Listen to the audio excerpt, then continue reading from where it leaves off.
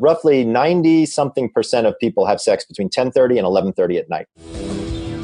People out there may not know what a chronotype is. What it really means is early bird, night owl, things like that.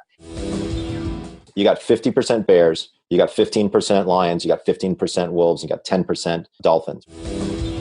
He wants to have meetings based on people's chronotypes, right? Because they'll be more productive. Cancer cells multiply faster the more sleep deprived you are. You would be shocked. I can change your metabolism with light. I can change your sleep with light. I can change your ability to become sexually aroused with light. Every single person needs 15 minutes of sunlight every morning. Everybody. You are listening to the Optimal Performance Podcast. The OPP is brought to you by Natural Stacks, makers of 100% natural and open source supplements designed to help you live optimal. For more information on how to build optimal mental and physical performance into your life, visit naturalstacks.com. Ryan Muncie is probably the smartest guy I know. Trust me, Muncie is the nutrition guy. Ryan Muncie's out there trying to make the world better for all of us. The Optimal Performance Podcast is bold, edgy, creative, entertaining, and epic. Ryan Muncie is my go-to guy. Ryan Muncie he's the first guy I call. He's making people's lives better. Ryan Muncie's an innovator. What's up, everybody? Ryan Muncie, your host here on the OPP. Thank you, as always, for joining us. We got a really cool episode for you today. We are talking with Dr. Michael Breus, who is known as the Sleep Doctor. You may have seen him on CNN talking to Anderson Cooper. You may have seen him on the Dr. Oz show. He's one of the thought leaders that drove Google's prioritization of sleep. He is also the author of an amazing book called The Power of When. Dr. Breus looks at chronotypes and helps us discover the best time to do anything. So before we get to Dr. Breus and this really cool episode of the OPP, a couple of housekeeping notes. Number one, as always, go to naturalstacks.com. You'll be able to see the blog post for this episode. We will have links to Dr. Breus's book, The Power of When. We'll have links to his website, The Sleep Doctor. We'll have a link to the quiz where you can discover your chronotype. That is thepowerofwhenquiz.com. All the studies, everything that we talk about, all these rabbit holes that you can go down on your own, we will have links to all that stuff. Also, go to iTunes. Leave us a 5-star review. Let us know how much you like the show. These reviews really do help the show. And if we read yours on the air, we're going to hook you up with free Natural Stacks products. Right now, I want to read one from Gabmot. This was posted June 13th, 2017. Seriously, where has this been? 5 stars. I've struggled with health and wellness for most of my 45 years. Finding an amazing exercise program began my journey, and along the way, I found Natural Stacks and this podcast. This evidence-based philosophy and genuine desire to help people understand the why and how, without the hype, has been my source of truth. Thank you, and please keep doing what you're doing. Gabmot, we are so grateful for your support. I thank you for trusting us to be a part of your journey, and I thank you for taking the time to write that review. Email me, ryan@naturalstacks.com. We will reciprocate the love, and we'll hook you up with some stuff to help you on your journey. For the rest of you guys listening, go to iTunes, leave us a review, and share the OPP. It is so easy now to share podcast episodes and podcasts in general. Wherever you listen, whether it's SoundCloud, Stitcher, iTunes, they have little links where you can copy the link to that episode and share it. You know, you can send it to a friend in a text message. Tell them, hey, check this one out and subscribe. You can post it on social media, whatever works for you. I will be forever grateful for you, not only for being here, but for sharing this and helping us grow this community so that we can help more people. That's it. We're going to turn it over to Dr. Breus now. Enjoy this one. Thanks for listening, guys. Dr. Breus, thanks for hanging out with us on the podcast today. Hey, thanks for having me, Ryan. I'm excited to be here. Well, we're looking forward to this one. You know, sleep is something that we have talked about a lot on the show. We talk a lot about focus and productivity. We talk a lot about hacks and how we can get the most out of our lives. But when I came across your work and the things that you're teaching people and helping people do, was really fascinated, and I knew we had to have you on the show because I want to hear, you've sort of figured out a system for learning your own type, that whole know thyself and, the best time to do anything. How did you stumble onto these chronotypes and what did you discover? Well, it's kind of interesting. So chronotypes have been around actually for quite a while. The first person to think through that idea was back in the early 70s. And there's a lot of data actually published on it. Now, people out there may not know what a chronotype is. So let's kind of redefine that. It's kind of a big fancy scientific word, but what it really means is early bird, night owl, things like that. And so almost everybody's heard of somebody being called an early bird or a night owl. So people have actually known about the idea behind chronotypes for a very long period of time. So just to be super clear, there have always been actually 3 chronotypes, although most people have only heard of the far ends of the spectrum, right? The early bird or the night owl. There's always actually been one in the middle that's called the hummingbird. Historically, that's what we've called it in the scientific literature. And what I did was I felt like insomniacs had a different type of chronotype in them. And so I felt like that was something that needed to be added. And there's literature and data, not that I did, this is from other scientific researchers out there that identifies that insomniacs do in fact have some type of a chronotype. And so what I wanted to do was I wanted to put all 4 of them in one place and have people be able to identify which one they fell into. Because what we discovered was over 300 studies looking at chronotypes and finding out from a timing perspective when might make sense for them to do certain things.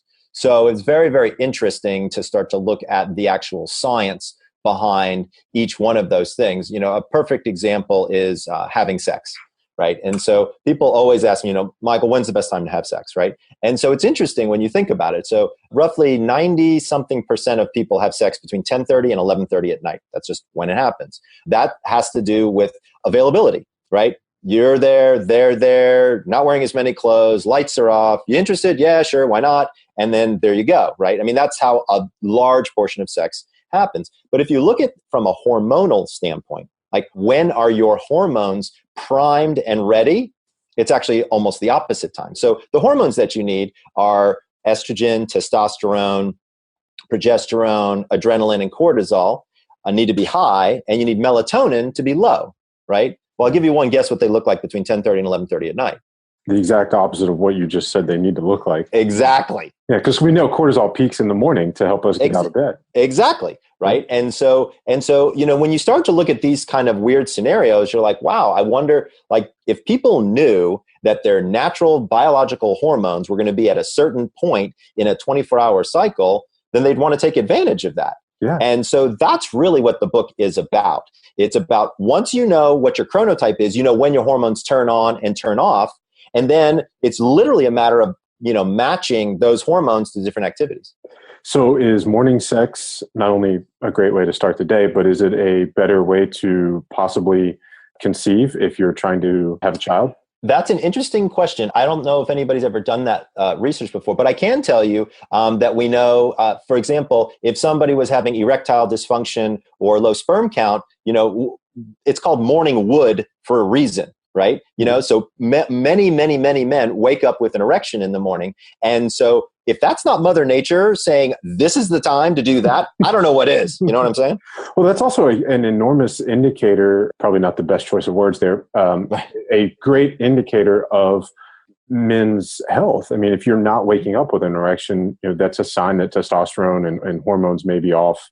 Vitality is not where you want it to be. Absolutely. All right, so let's digress from that. We'll come back to your chronotypes. Before we discuss the 4 that you've put in the book, from a scientific standpoint, what causes these variations in our biological clocks? They're genetic, it turns out. I focused a lot of my reading and book on the period 3 gene, or the PER3 gene. The length of this gene helps determine something called sleep drive, right? So our bodies want to not only go to sleep, but the length of the sleep period. And that a lot of that is focused for the PER3 gene. And so that's what I talk about a lot in the book. But it turns out there's probably close to 80 different markers out there, genetic markers that can help us understand more about that. If you look at 23andMe, right, the company where you can give them your saliva and they give you your DNA, they're now actually putting forth testing and reports to tell people, are you more of a morning person or an evening person, and how do you do that?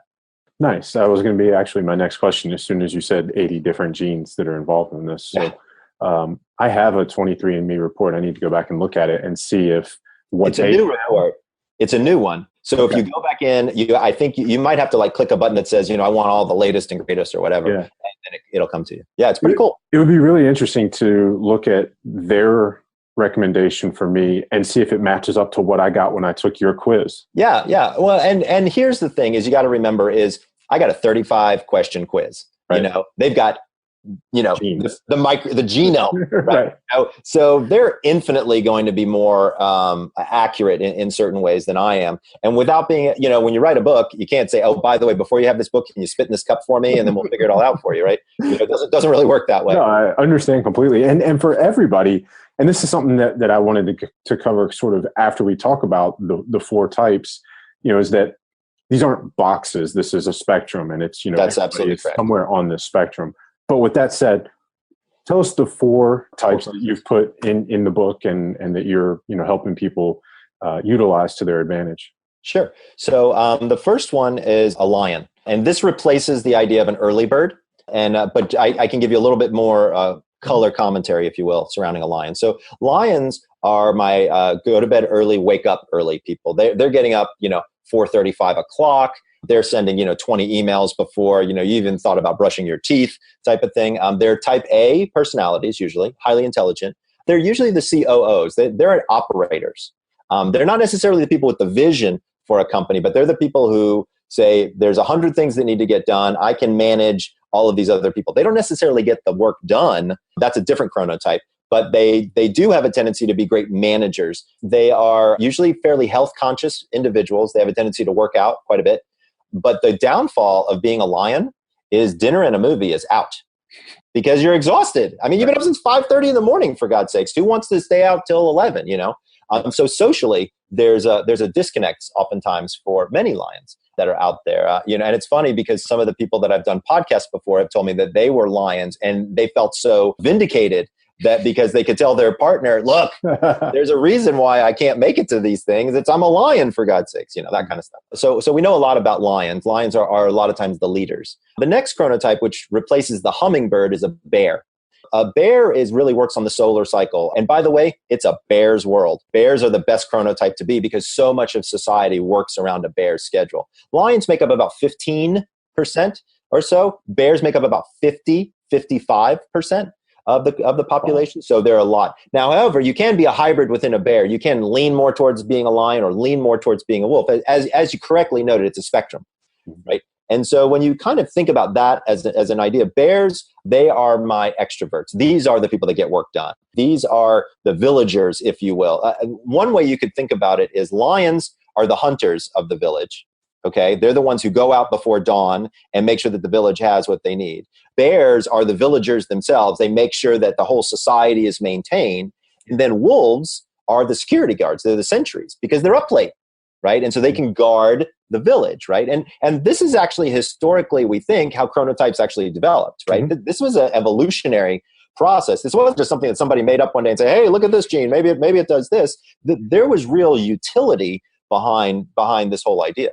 And that's what's so fascinating to me that, when we look at like the history of how our ancestors slept, you look at whether you want to call it ancestral health or paleo or whatever, mm-hmm. You're known as a sleep doctor. So you know a lot about how we've slept through history. Yes. We usually slept with, maybe there was a fire burning and there was somebody standing guard. So this notion today that in order to get perfect sleep, that you have to have complete darkness, complete silence, that's not exactly how we evolved sleeping. No, not at all. Not at all. Yeah, and when you look at sleep in particular, it's quite a fascinating topic. Obviously, I've dedicated my career to it, but it is quite interesting, sort of looking at the changes or the evolution of sleep itself. Everybody's butt got kicked when Edison invented the light bulb. That just screwed everybody up because you could now work at night, right, when your body is supposed to be sleeping, and so that in and of itself is very, very interesting. The second big thing was the ability to rapidly transport across time zones.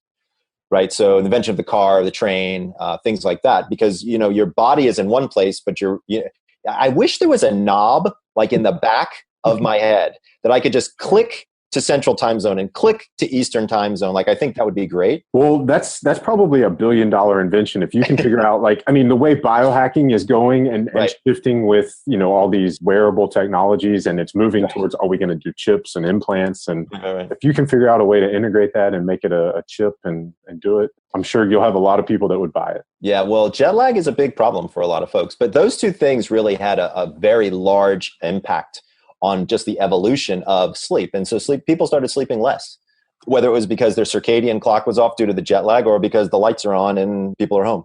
Right. Yep. So I'm a wolf. I'm a late night person. Wolves replace night owls. Okay. And by the way, the choice of animals wasn't arbitrary.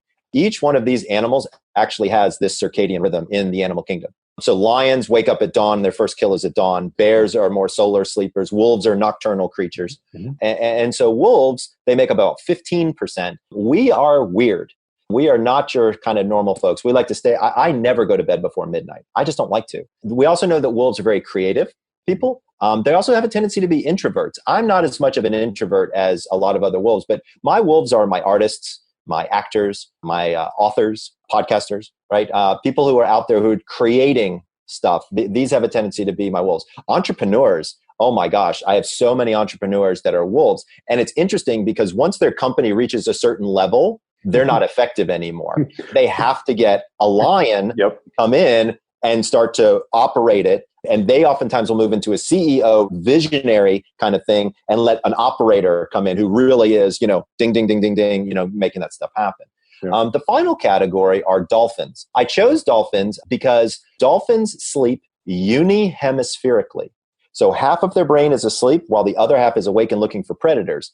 And I thought that made a lot of sense to represent my insomniacs because it feels like dolphins are never quite asleep, right? And that's a lot of how my insomnia patients will come to me and they'll be like, that's what it is. And so dolphins make up about 10% of the population. So dolphins are a lot like lions. They're type A personalities, highly intelligent, highly driven. The biggest issues dolphins have is they have just enough neuroticism or obsessive compulsive disorder or kind of those types of, not necessarily disorder, but maybe those behaviors that can really stop them from completing tasks and not get them to the places that they want to be. Dolphins are almost always self-described insomniacs.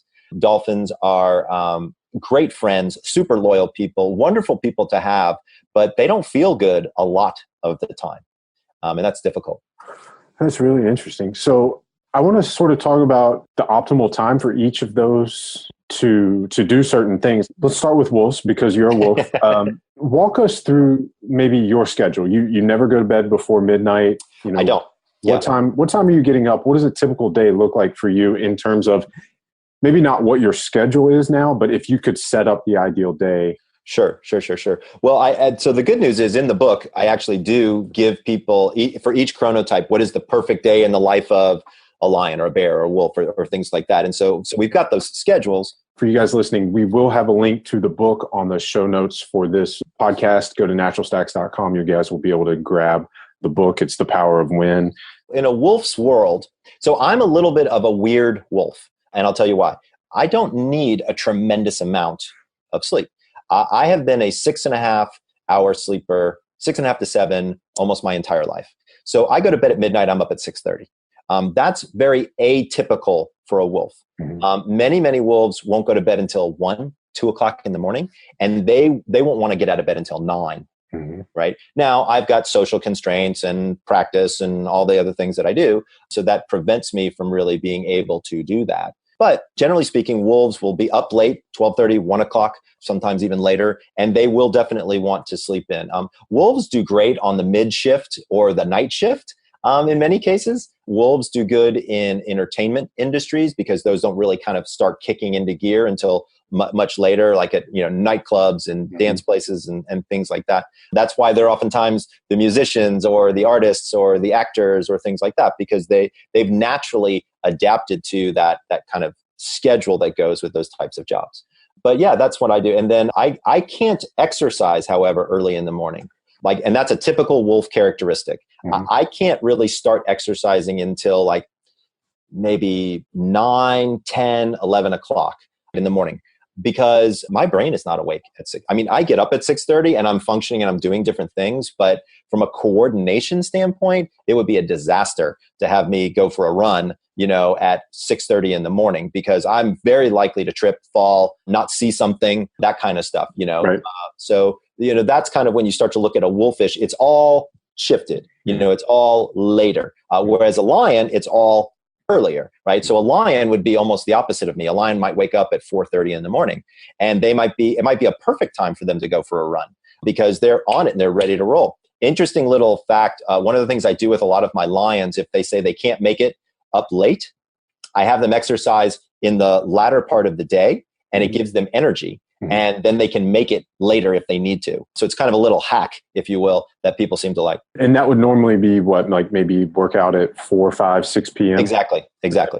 Yeah. I've noticed that. I've through my life of lifting or working out, if I work out at that time of day, I do notice that I'm up later. And that was going to be another question I have is, can the same individual find themselves falling into different patterns? Because I know, I think back to maybe 2008, 2009, when I lived in New York, I was in the modeling scene and sort of catering and doing a lot of things that were in that entertainment industry. Right. And I never went to bed before midnight. Right. Never really got up before 8 or 9. Right.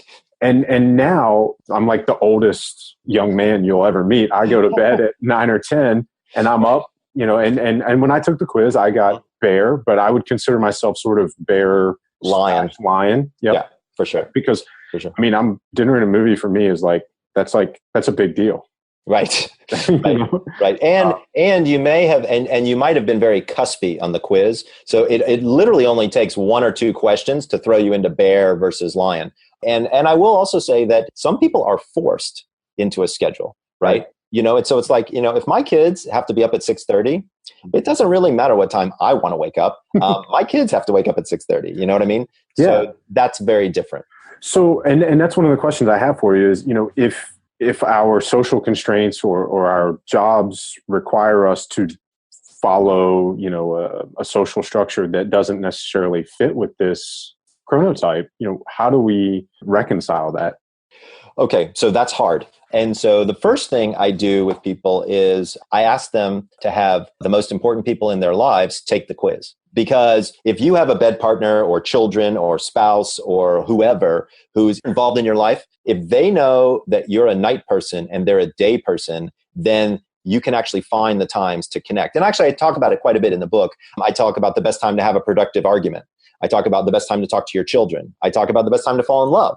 Right? I mean, these are all times when we're so far apart in the way we're thinking, it's hard to connect, right? And so the book is really actually turned into a communication tool more than I had ever imagined. I mean, I thought I was writing kind of a cool biohacker-ish book, right? That would be kind of fun and people would get a lot out of it and they could, tweak this here and tweak this there, kind of more of a performance-related type of thing. Although sleep really was the primary driver behind it. And it turned out to be more of a communication style, which I think is very, very interesting. Certainly not the intent of the book, but the first thing I have people do is have everybody in your life take the quiz that you interact with, and then start comparing your chronotypes. And people will start to give each other a little bit of slack, right? They'll be like, oh, right, Michael's a wolf. I'm talking to him, it's 8 o'clock in the morning. That's probably not where he needs to be. And it's interesting, for my speaking engagements, I'm much better speaker in the evenings. And I like breakfast talks are not my thing. I do not do those well. So do you charge more for those, or do you just try to encourage people to not book you for a morning talk? So what I do, it's funny that you asked that. So what I do is I'll usually start off the negotiation by saying, I'm a wolf, what are you? Right? And they'll be like, oh, yeah, the quiz. And they'll either hurry up and take the quiz or they'll already know. And they'll be like, oh, I'm a lion. And I'll be like, so you already understand that if you want to get the best out of me, this is a night program, right? And they're all like, oh, yeah, well, that makes sense. Well done. Well done. It's funny. When I look at a lot of researchers who are talking about productivity and best times to do things now, one that comes to mind is Dan Ariely. Psychology and behavioral economics, I think, are his specialties. He's at Duke. He says the first 2 hours of the day are the most important. That's when our brain's activity is at the highest. And now I'm not sure the full body or full scope of his research and what all went into saying that, but is there credence to that no matter what chronotype we have? No, there's not. Okay. So you absolutely positively must take chronotype involved in that kind of a statement, right? So first of all, I hate those big statements that say everybody needs to get 8 hours. Well, that's horseshit. No, not everybody needs 8 hours. Everybody, the first 2 hours of the day is the most productive part of the day. If I'm a wolf and I've been forced to wake up at 6:30, I can guarantee you that the first 2 hours are not my most productive hours of the day. Right. I can guarantee it. So, when we read all these books about productivity and best time to do this, best time to do that, or here's how you do this, it's almost, I don't want to say, be like an asterisk right next to it that says, just check on your chronotype. Yeah, right. Okay. So then along those same lines, if we look at maybe like an Eastern philosophy, like acupuncture or something like that, where, there are certain times of the day where they believe that the body undergoes certain healing. I'll give you an example. Like, so they say that the liver detoxifies between 1 and 3 a.m. So obviously they're saying that for everybody. Right. Is that sort of based on like just the chronotype that happens to be in the middle of that bell curve? So here's what I would argue is you got 50% bears, you got 15% lions, you got 15% wolves, you got 10% dolphins, right? It's all going to, because there's so many bears, it's going to come into that kind of arena. Right. And so I think that's where a lot of that's coming from. I'd love to restudy their data and have them all take my quiz. I guarantee you we would see differences. Yeah, because that's the fascinating thing to me is, as you say, 50 to 55% are bears. So if you're a bear, all this advice works. Yeah. And any other single group only accounts for 15% of the population. So if you have these people saying, well, wait a minute, this doesn't work for me, they're automatically an outlier. Their voice is sort of like, well, you're not the norm. Right. But maybe there are experimental flaws in those original studies. There's no question. It's just hard to make that kind of a sweeping statement. Right. And my guess is that 99% of the biohackers or the researchers out there, they never even think about chronotype or take it into account. That's not all of them. I think we're definitely starting to get the word out to some of them now. Great example. I don't know if you know Ben Greenfield. Yeah. Right. So Ben's a good friend and he loves this chronotype stuff because he's like, okay, this makes sense. Yeah. Right. Because he said, there are times where I would give biohacking advice and people would write me and say, this doesn't work for me. And I never knew why. Mm-hmm. And so this can help all of those researchers and scientists out there because there is only 50% of people it's probably going to work for. Right. Now, some authors might say, oh, well, hey, if I can get 50% of the 400 million population in the United States, I'm doing great, right? But I'm not interested in that. I'm interested in teaching people how to figure themselves out. And what's fascinating is if you look at biohackers in particular, they have a tendency to be in the extremes. Exactly. They have a tendency to be either early people or late people. Mm-hmm. It's very interesting. Yeah, it's really fascinating. Ben's a good friend of ours. What's his chronotype? I don't remember. Okay. Off the top of my head. I'll have to Dr. Oz. I can tell you Dr. Oz. Dr. Oz is a lion. Okay. Up super early in the mornings. He gets that makes sense. Stuff done. Yeah, he's incredible. I don't know what Ben's is. It might be a bear, actually. But he and I talked about that as to like, is it a spectrum? I want to say, because I saw Ben like 3 weeks ago at a conference, and we had a good discussion about it, actually. Now, you've been on Dr. Oz quite a few times. You have been, you've spoken at Google. You've sort of helped kind of popularize sleep there. Maybe you're the person responsible for the sleep pods that are so famously at Google. They were there long before me, but that's a really cool company. I like the guy who runs that company. Talk about maybe what are some of the biggest points of resistance that you've had with people trying to educate, about chronotypes? People don't like being a bear. People have lion envy. That's what I've discovered. People want to be that person that wakes up at 5:30 in the morning, every morning. And I think that's because first of all, the world thinks wolves are lazy. I've been told I've been lazy from literally every person in my entire life. why do you sleep all the time? Because it used to be, in my younger years, I would sleep a lot more. Once I reached adulthood, probably in the 25 age range, that's when I kind of just all of a sudden I would wake up after 6 hours, didn't matter what time I went to bed. I think that society doesn't like wolves because we don't want to get up at 5 a.m. and go for a run. What we want to do is we want to, sleep until, 8:30, 9 o'clock, and then casually roll out of bed and, maybe put our slippers on. Like, by the way, we're raring to go at 11 o'clock at night. Right. Like, if you want to go see a band, go with a wolf because we're going to have a great time. It's so different. It's so interesting to me how these differences kind of fall into those categories. And I think it kind of goes into a little bit of some of this. There's a line of thinking that, sometimes procrastination can be a good thing. Sometimes working outside the confines of the 9 to 5, just because you don't work within those times doesn't mean that you're not productive, that you're not motivated. And even the people, like you said, an argument for being a wolf, and people who are intrinsically motivated and passionate about what they're doing, they're going to do the work regardless of what time it is. Right. How could somebody who maybe was a wolf convince their boss? Yeah. Well, it might be easier if they work at a startup and, the boss gets it. But if you're in corporate world. So I'll tell you, interesting story. So, you I don't know if you, do you know Dave Asprey? We do know Dave. Yes. Yeah. So Dave can't get enough of this book. It's awesome. So I gave him an early advance copy. I've been on his podcast. He got so excited about this idea, he chronotyped his entire company. Okay. Wow. Okay. And he wants to have meetings based on people's chronotypes, right? Because they'll be more productive, right? Like if you're a chronotype that is outside of the norm, so you're not a bear, you're a lion, you're a wolf, or you're a dolphin, just bringing the book and educating your boss. I'm not saying you have to buy the book. I'm just saying use the information in the book to explain to your boss and say, you know what? I'm going to be more productive for you if you let me come in at a certain time, and let's run the experiment and see. Give me 2 weeks at a time where I determine, and I'll be here for whatever my shift is, 8, 10 out, whatever it is. And let's look at my work product at the end of 2 weeks. I guarantee you it'll be better. And let me tell you something, there isn't a boss in the universe who isn't going to be like, my employee is going to tell me when they're going to be more productive. Hallelujah. And they'll let you do it. Now, granted, there are certain shifts that occur in certain industries, right? So, they're very locked and loaded, like, if you're a fireman, if you're a police officer, or things like that.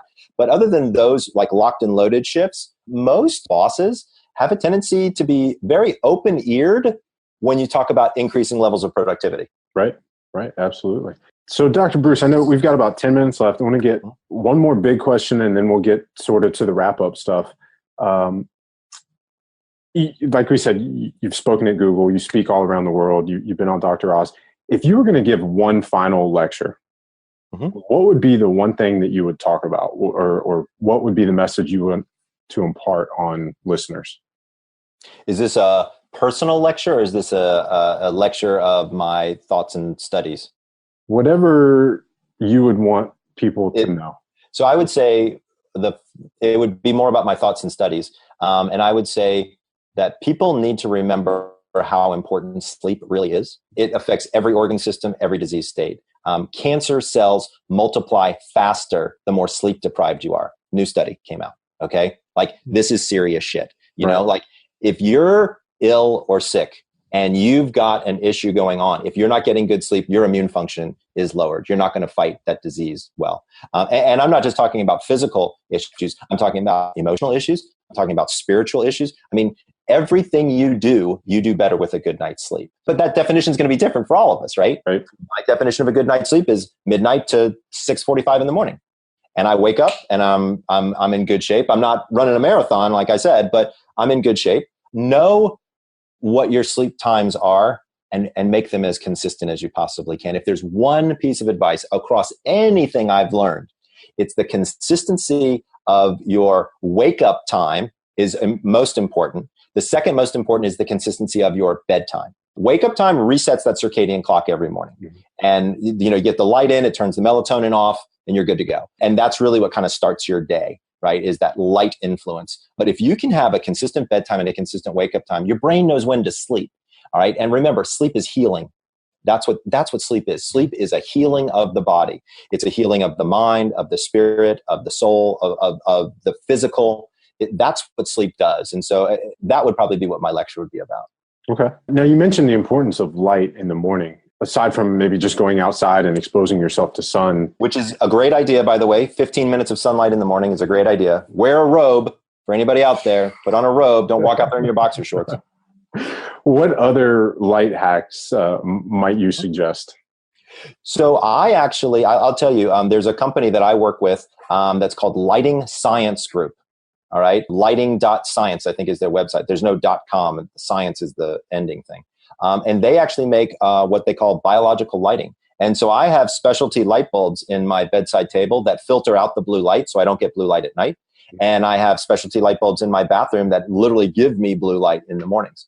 So, blue light is really fascinating because we learned really that there were these specialized cells in our eyeballs called melanopsin cells.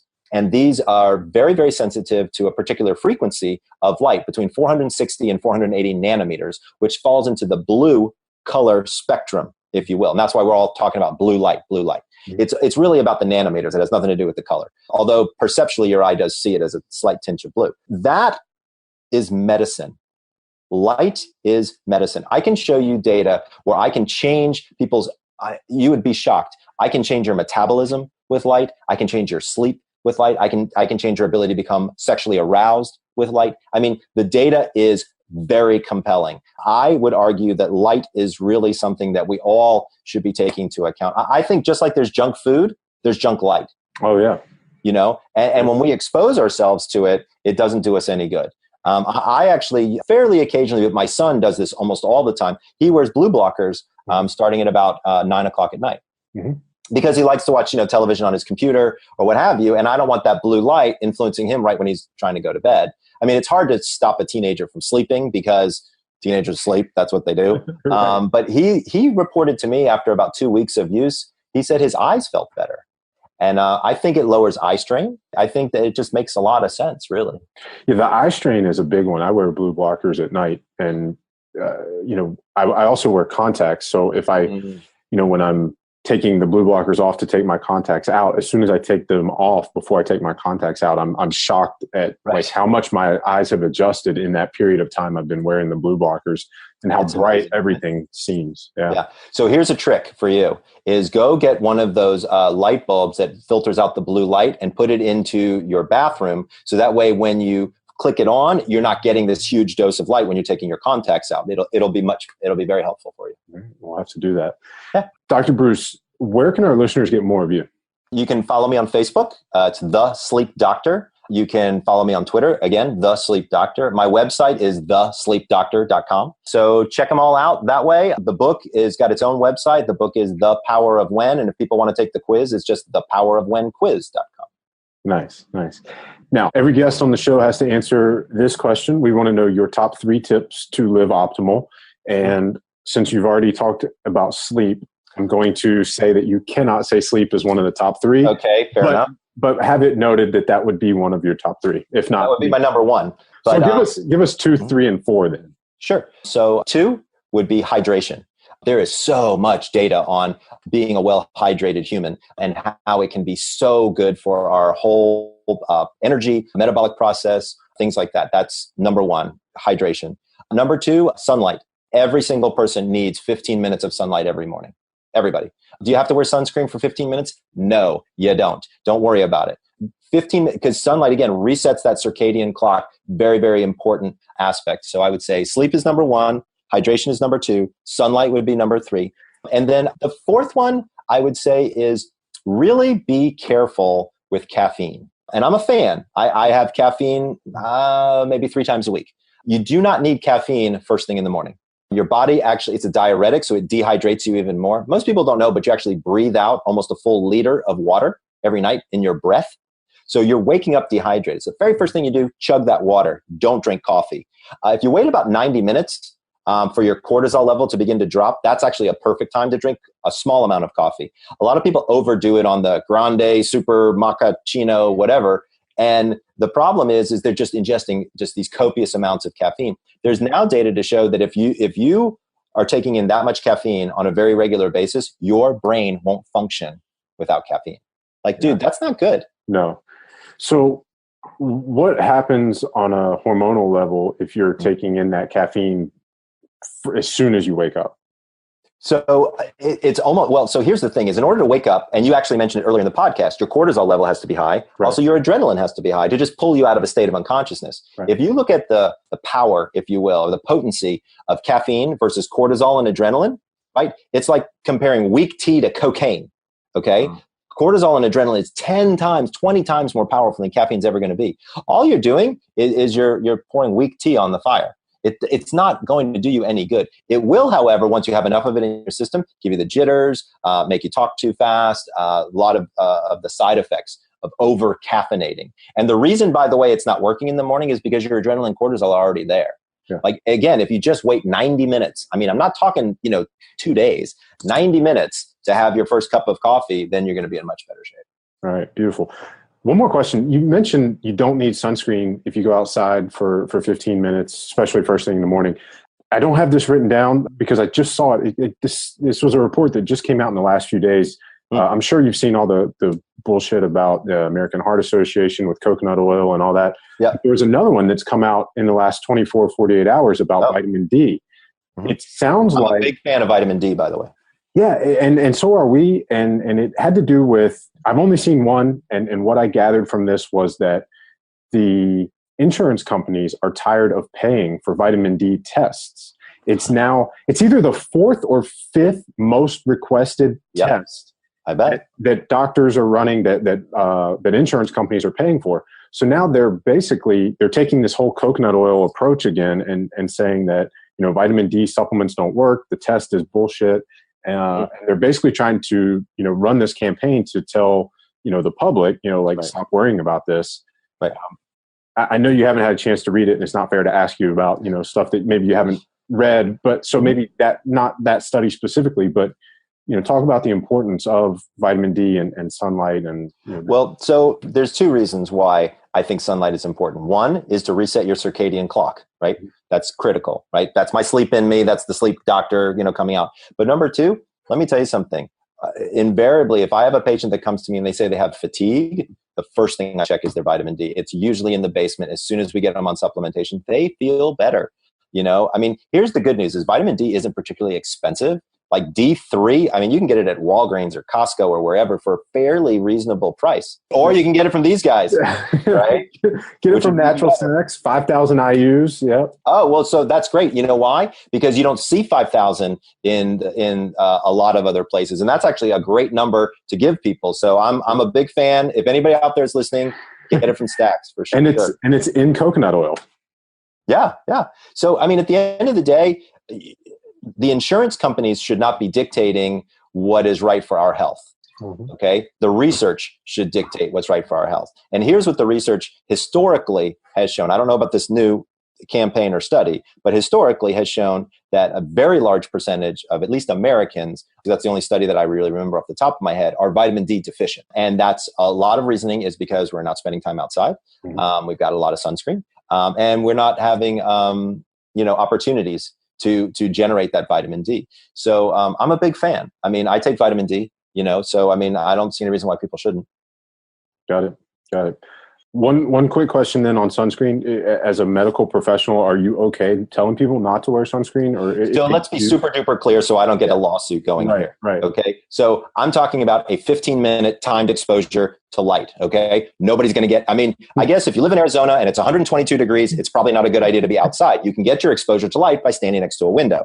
Right. So let's be super duper clear. The point I'm trying to make here is I want sun in your eyeballs. Yeah. And I don't want you to say, I can't go outside because of X, Y, or Z. So as long as you get sun, whether it's coming through a window or whatever, go for it. And maybe I shouldn't have said the without sunscreen, comment, because I'm sure somebody somewhere is now going to sue me for something like that. So I'm retracting the don't use sunscreen for 15 minutes. Okay. I'm retracting. I have a redhead. Okay. For God's sakes. He's the most fair-skinned kid in the universe. He's always got sunscreen on. Okay. All right. Fair enough. Dr. Breus, thanks for hanging out with us today. For you guys listening, go to naturalstacks.com. You'll be able to see all of the links to the sleepdoctor.com, the Power of Win, and the Power of Win quiz. We'll also have links to some of the studies that we talked about. I will find what I found on vitamin D and share it with you guys there as well. I'll send it to you too, Dr. Breus. You can check that out. I'm sure it's going to get around the internet the same way this coconut oil thing has. So there'll be a lot more of that. So, and then of course, as you guys listen to this, when you hear things that jump out at you, that you know you will benefit from, that you wish your friends heard, share the podcast with them. Say, hey, you got to hear this. This will help you. Make sure your friends hear all of the information that we talked about today, and go to iTunes, leave us a 5-star review. That's it. Thank you guys for listening, and we'll catch you on the next show. Thanks, Dr. Breus. Thanks for having me.